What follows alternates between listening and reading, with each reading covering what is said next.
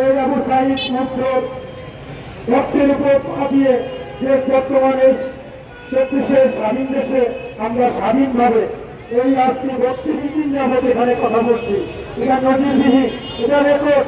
আমরা শিক্ষকদের রেকর্ডকে ভঙ্গ করেছি। কেন ভাই?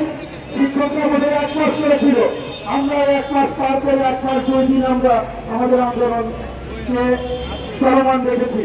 আমাদের আইন শৃঙ্খলা ভাইরা তারা অক্লান্ত পরিশ্রম তারা তাদের মাধ্যমে আমাদের মেসেজ দেয়, তারা সাহায্য করি।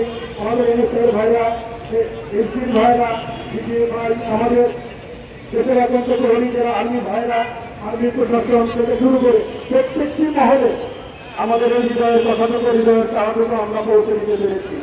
আমাদের শুধু এখন রেজাল্টের অপেক্ষায় আছি আমরা।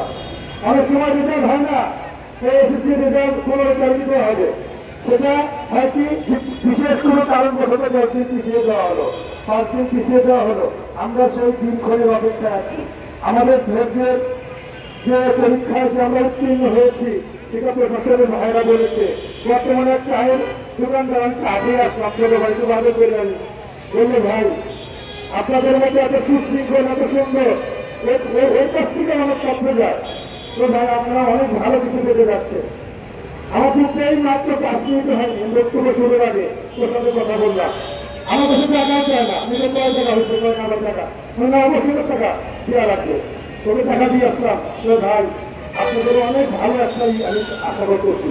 একজন চায়ের দোকানদার ভাই, সে যদি কথা বলে একদম মুখতে দেবে, তাহলে আমাদের 5-3 টাকা কতটুকু দেখেছে।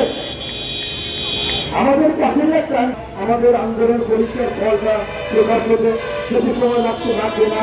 ইনশাআল্লাহ আমরা খুব শীঘ্রই, আমি 2 ঘন্টা বললাম না, খুব শীঘ্রই আমরা পাচ্ছি।